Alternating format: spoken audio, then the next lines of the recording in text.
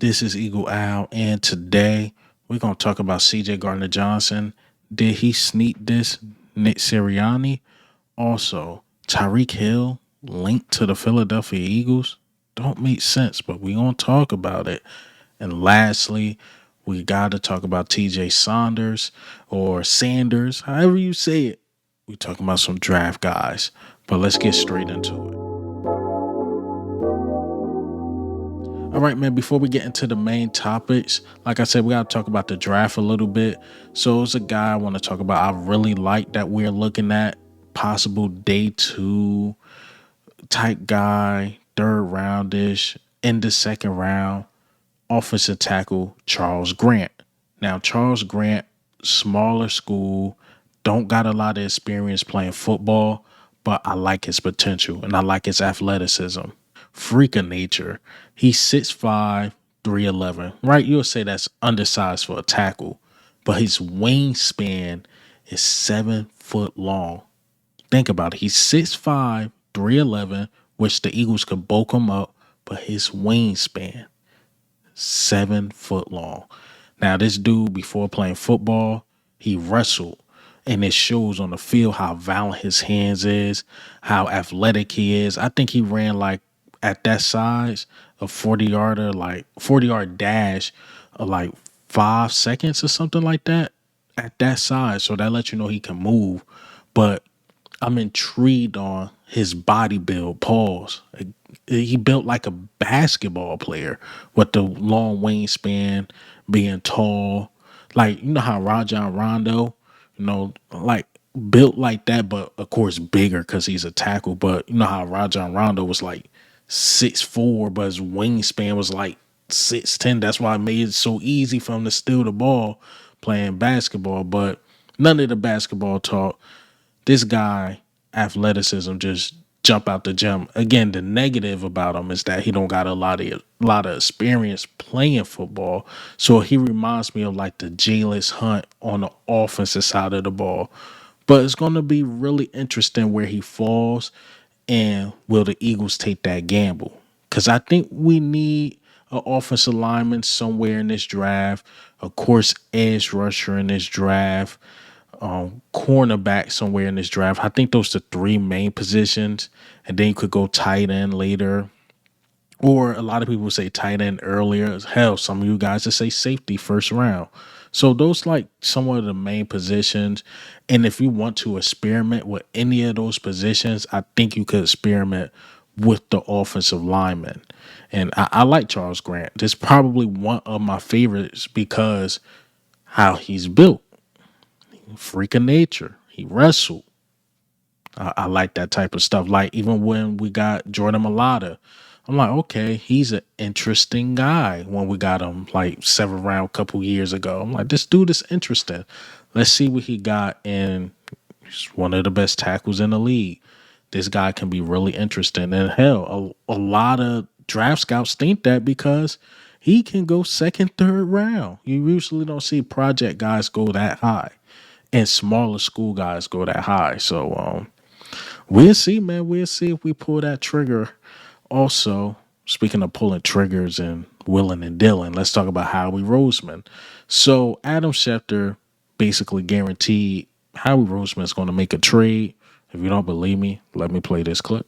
Because I will guarantee you right now, we're going to get a trade or two out of the Philadelphia Eagles. I don't know for who, I don't know for what, I don't know when it'll happen, but they ain't going to make 20 picks in the next two drafts. That ain't happening, okay? So the question is how they're going to allocate their draft resources, how they're going to move around, who they're going to add, but they will be moving and shaking as they usually do in Philadelphia. All right. So I seen this. I'm like, well, of course, I don't think we're going to use all our draft picks. I think it's going to be some trades here and there. Maybe we trade back, trade up, this, that, and the third. But I start seeing this Tyreek Hill thing, and I'm like, I don't know. Maybe it's something there. So then I seen Tyreek Hill post this on TikTok. Hold that thought. I'm gonna call you back. Oh Lord.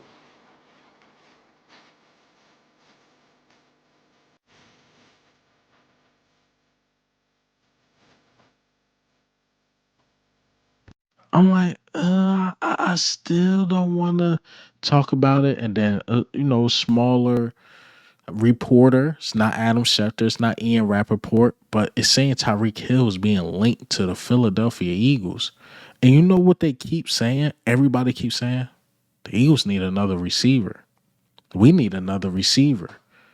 I'm like, y'all getting me amped up. Is Tyreek Hill coming to the Philadelphia Eagles to be the third option? The third option.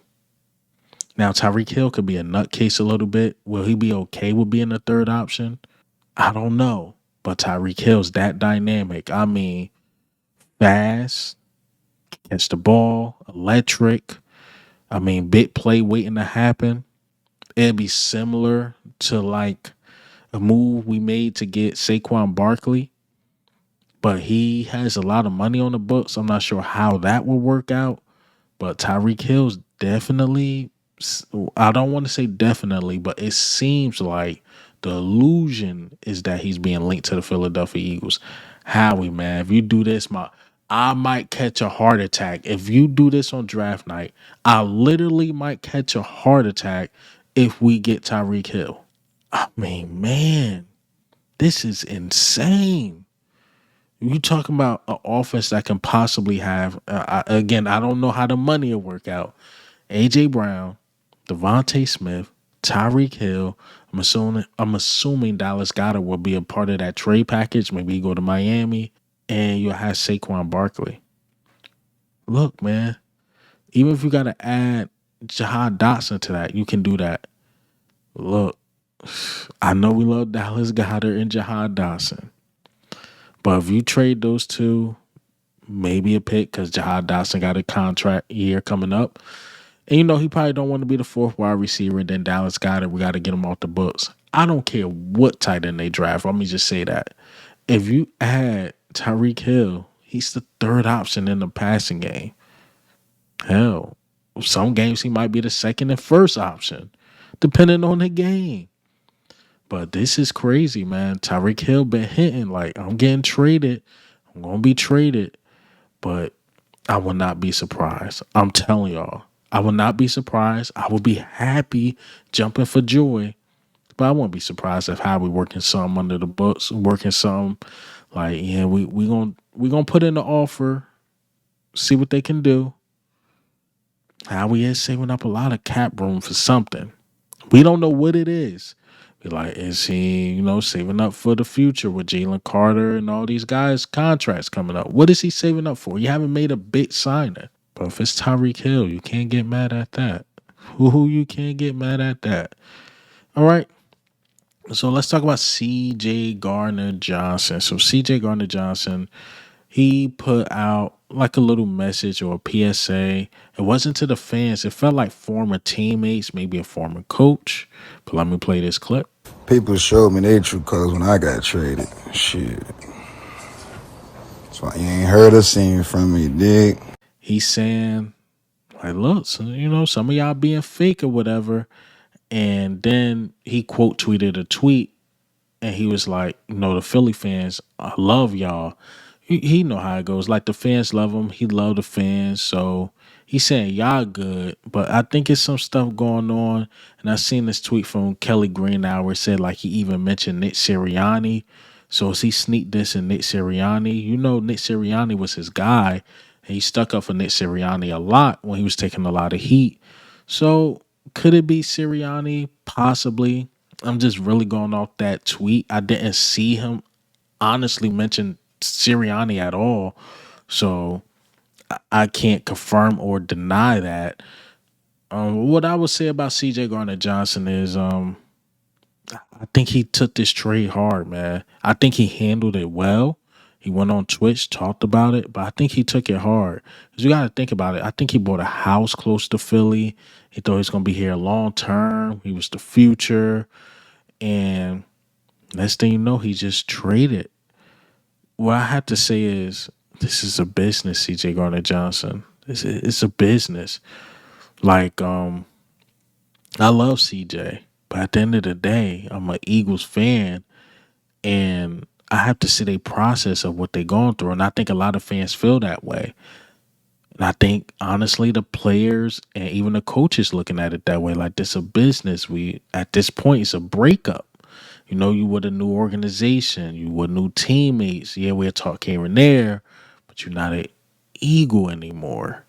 That's what it is, man. And it suck. It definitely do. But this is a cutthroat business, man. It really is.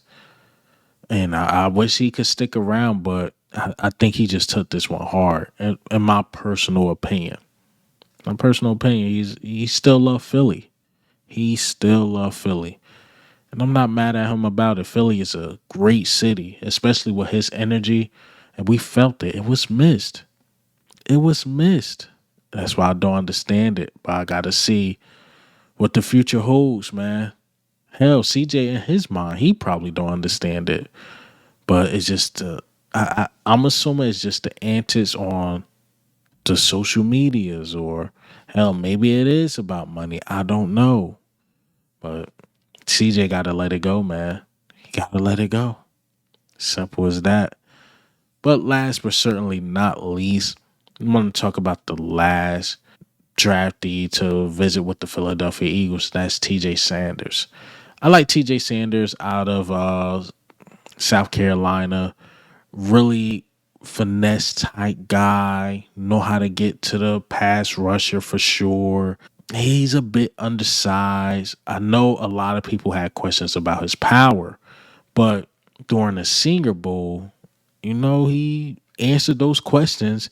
And let me play this clip by PFF. South Carolina interior defensive lineman TJ Sanders may have given us the best rep of the D-line group all week here on day one of the Senior Bowl practices by putting this interior offensive lineman on his ass. Now, I can't blame the lineman too much for this because Sanders, he's not known for that. He's more of a finesse interior defensive lineman. He likes to play that 3 technique spot. He likes to win with quick hands, a quick first step, likes to shoot gaps, doesn't always just go right into the chest of these offensive linemen. He's more of a finesse guy, and we've seen really high pass rush grades over the last couple of years because of it. Part of one of the best defensive lines in the country at South Carolina, but he is a big reason why, because of how he wins with that quickness. But my goodness, did we see the speed to power conversion here on this rep. TJ Sanders, it's a stacked interior defensive line class, but this dude already gave us the play of the week. It could be one of the best interior defensive linemen that we have here this year. Yeah, like everybody say, he's this finesse guy. He got these moves, know how to get to the quarterback, but he struggles in double teams because the lack of power and the size. But in the Senior Bowl, none of that mattered. He showed that power.